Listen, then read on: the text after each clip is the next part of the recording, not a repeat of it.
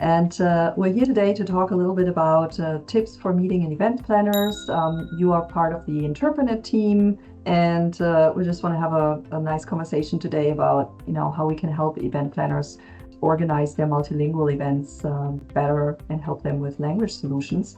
And so maybe we start with you telling us a little bit more about your role at Interprenet. What are you doing and how are you helping our clients? Sure, thanks for inviting me to this.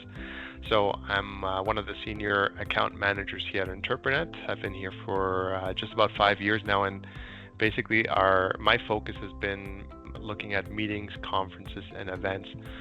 So that's essentially helping meeting planners, event organizers, coordinators of all types put together these events. And really the main crux of their reasons for speaking with me is that there's usually a language barrier that they're trying to overcome. Sometimes that language barrier can be, having audiences with Spanish speakers, Mandarin speakers, and other times it can be more towards accessibility service. They have folks who might be hard of hearing, where captions might be coming into use, or things like ASL interpretation. So it's a fun position. Every day is a different project, different need. It keeps us on our toes, and we have a good operations team that's very flexible and can put different solutions into practice.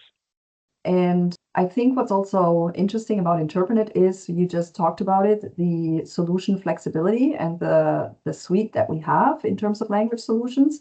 What would you say are maybe the most popular solutions when it comes to live events and meetings, especially large events?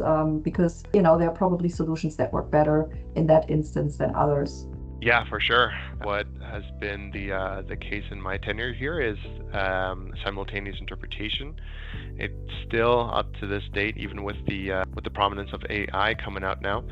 Human interpretation, having that experience where an audience member can be engaged watching the actual speaker while listening in their preferred language. It's still the most requested the most requested solution.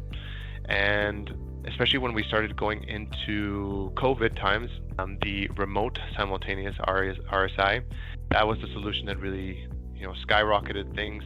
A lot of people were finding that, their virtual events could really benefit from that. They didn't need to get any folks into their studios or anything like that. And that kind of translated to a post-COVID environment as well, with hybrid events really taking off in 2023. And even now with on-site events kind of making a comeback in a big way. RSI is still one of the more requested services. We don't need to have all these technicians, equipment in the venue room. Kind of adds a lot of logistics. So RSI has definitely been our bread and butter for sure. But that doesn't take away from traditional on-site interpretation. With the booths, different events sometimes call for this type of setup, to have interpreters inside the room, technicians to really oversee and make sure things are of really, really high quality, especially if there's a lot of maybe confidentiality around the event. You don't want things broadcasting outside of the room.